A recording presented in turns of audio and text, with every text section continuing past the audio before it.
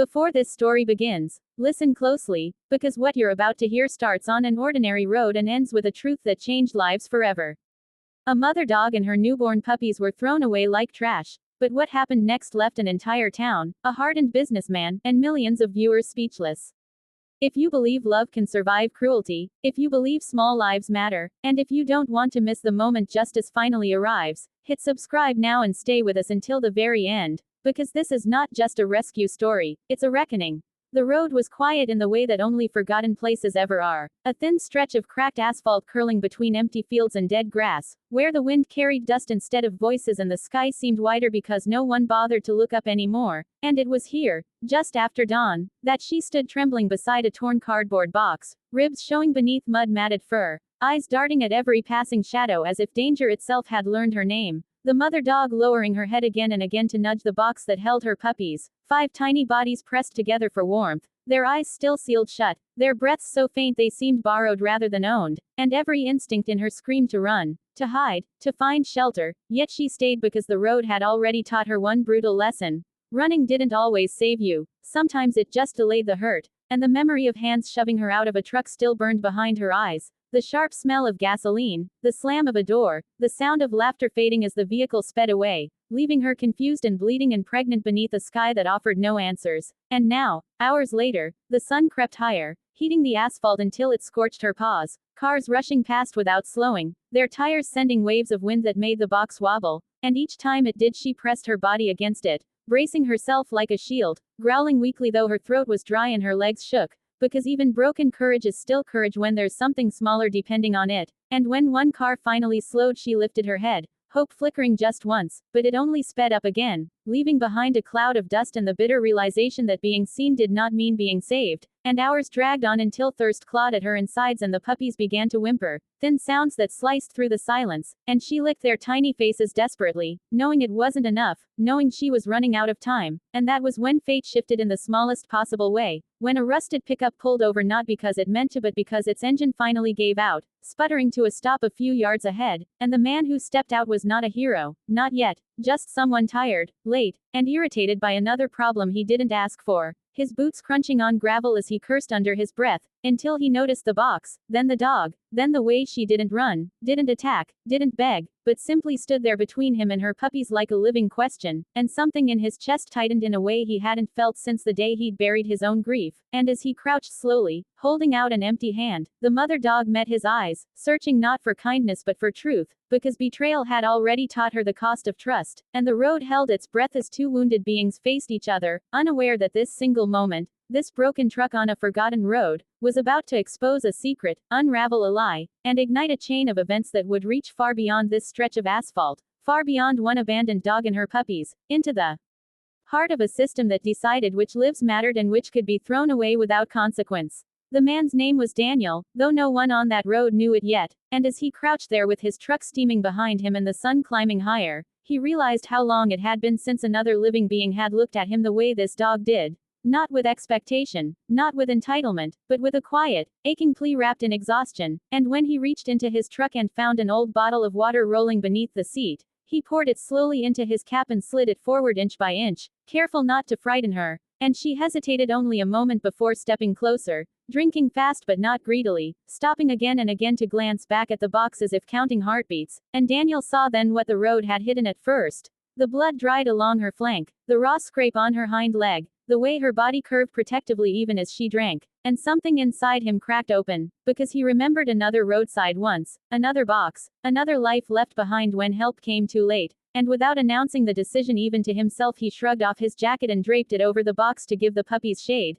their tiny cries softening as the darkness settled, and when he lifted the box at last she bristled, teeth flashing for a second before she recognized the care in his movements, choosing fear over trust one last time before stepping back, watching him load them into the truck's cab, her paws scrabbling as she jumped in after them, refusing to be separated again, and as Daniel drove slowly toward the nearest town with one hand on the wheel and the other hovering near the box, he noticed something strange wedged beneath the cardboard. A crumpled envelope, damp and torn, bearing a logo he recognized instantly, a sleek silver emblem belonging to a local breeding facility with a spotless public image and a waiting list months long, and his jaw tightened as memory snapped into place, because weeks earlier he'd overheard talk at the feed store about unsellable stock and liability, and now here it was breathing in shallow whimpers beside him. And by the time he reached the small veterinary clinic at the edge of town, word spread faster than he expected, because kindness still travels quickly where cruelty tries to hide. And as the vet rushed the puppies inside and volunteers gathered blankets and food, the mother dog stood trembling under fluorescent lights, unsure whether this new world would punish or protect her, while Daniel handed the envelope to the vet in silence, knowing that whatever was written inside, or whatever had been meant to stay hidden,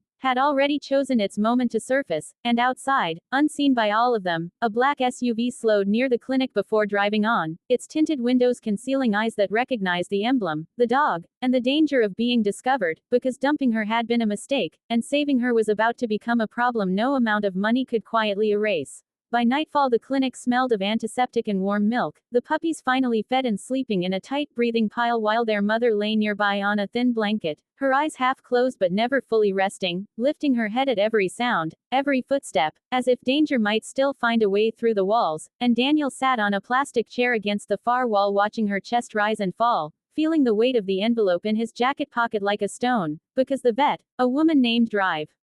Harris, who had spent 20 years patching up the town's forgotten animals, had opened it in silence and gone very still, her mouth tightening as she read, then folding the paper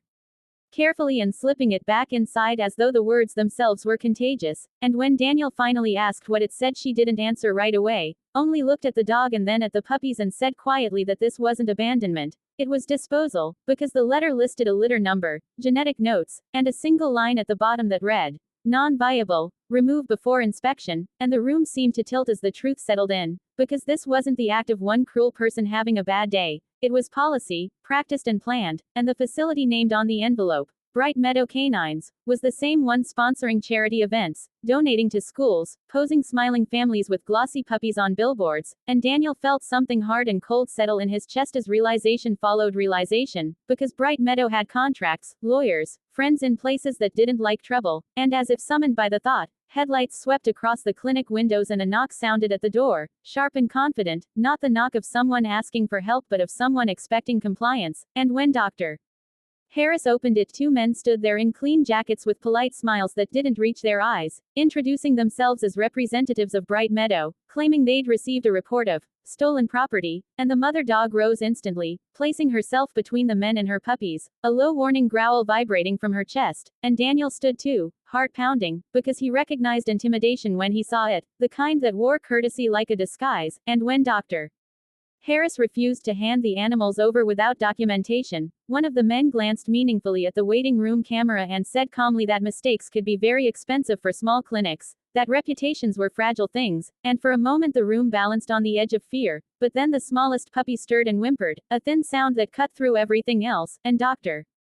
Harris straightened, her voice steady as steel as she said that any further discussion would be with animal control and the press. And the men's smiles froze just long enough to reveal surprise before they retreated, promising this wasn't over. And when their car disappeared down the road, Daniel knew with absolute certainty that saving the dog hadn't ended the story. It had only exposed it, because Bright Meadow wouldn't back down quietly, not when profit and image were at stake. And as he looked at the mother dog, who finally lay back down but kept her eyes on the door, he understood that the road had been kinder than the people who left her there, and that the fight ahead would not be about one rescue anymore, but about how many others had never been found, never been seen, never been given the chance this family had been given by a broken truck on a forgotten road. Morning arrived with sirens instead of birdsong, not the kind that meant emergency but the kind that announced attention, cameras lining the street outside the clinic after someone leaked the story overnight. And Daniel woke on the waiting room bench to the sound of reporters arguing over angles while Drive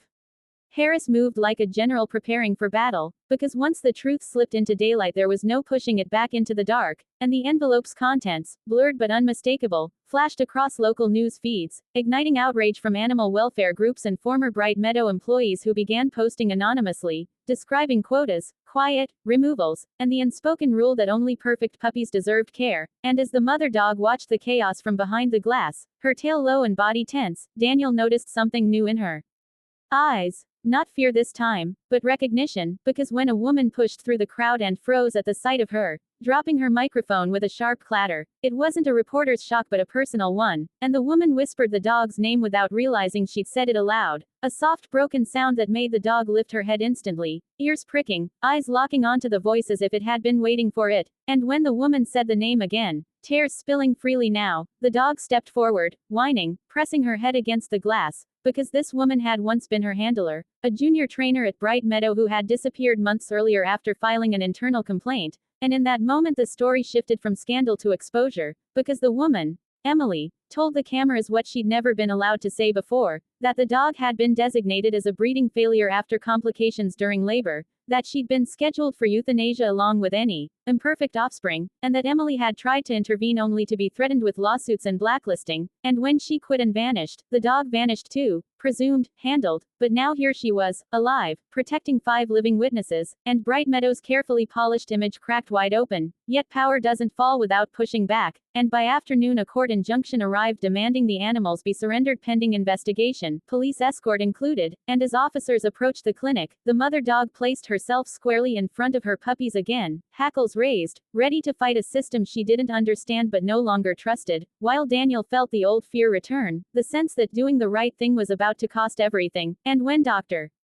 Harris refused entry without a warrant naming her specifically, the standoff stretched long and brittle until another sound cut through it, the unmistakable arrival of federal animal welfare agents, because Bright Meadow had underestimated one thing above all else. How fast the truth spreads when it finally has a face. And as the agents took control of the scene and escorted the local officers aside, the mother dog sagged in relief for the first time, lying down beside her puppies as if surrendering at last to the possibility that this fight might not end in loss. And Daniel realized that the road had not only saved a family, it had given the world proof, and proof, once seen, cannot be unseen. The backlash came swiftly and without mercy, because systems built on silence do not collapse politely, and within 48 hours Bright Meadow's lawyers flooded every channel they could reach, lawsuits filed against the clinic, cease and desist orders sent to volunteers, anonymous threats slipping into Daniel's voicemail late at night promising accidents, audits, and consequences if he didn't correct his story, and for the first time since the rescue he wondered whether stopping the truck had been bravery or recklessness, because his job placed him squarely in the path of pressure and his past, quiet, unremarkable, carefully kept,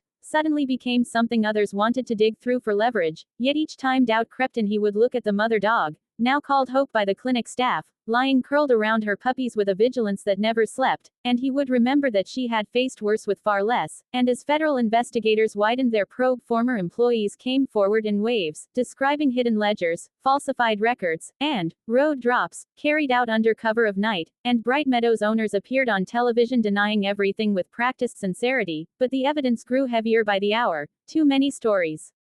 aligning, too many scars matching, and when one of the puppies was diagnosed with a congenital condition that would require surgery, Bright Meadow seized on it as proof of non-viability, pushing harder to reclaim custody, yet it was this very diagnosis that broke public hesitation, because donations poured in from across the USA and UK, messages from people who saw in that fragile life something of their own vulnerability, and Daniel, standing before a crowd at a candlelight vigil outside the clinic, admitted aloud that he was afraid, that he had nothing to gain from this fight except the knowledge that walking away would make him complicit, and when he finished speaking Hope stood up beside him, placing her head against his leg, the simplest gesture turning into the most shared image of the entire case, a symbol of trust rebuilt after betrayal, and Bright Meadow's influence began to fracture under the weight of attention, sponsors pulling out, inspections expanding, criminal charges whispered for the first time, and though victory was not yet certain, the balance had shifted, because fear no longer belonged only to those who tried to do the right thing.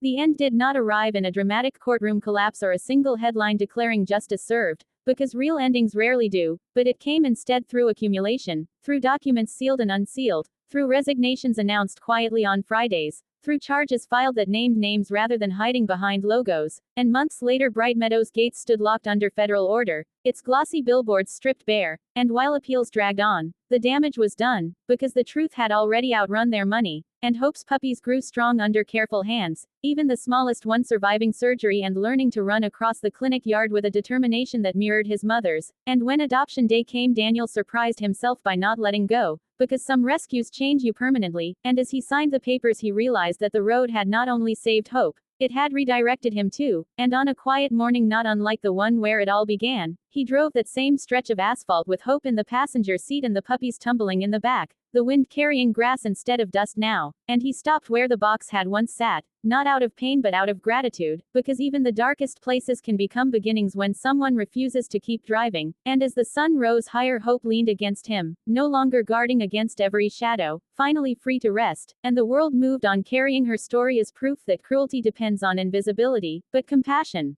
once seen, demands witnesses, and if even one person hearing this chooses to stop, to look, to help, then this ending will keep repeating itself, again and again, wherever a life waits by the side of the road hoping not to be forgotten.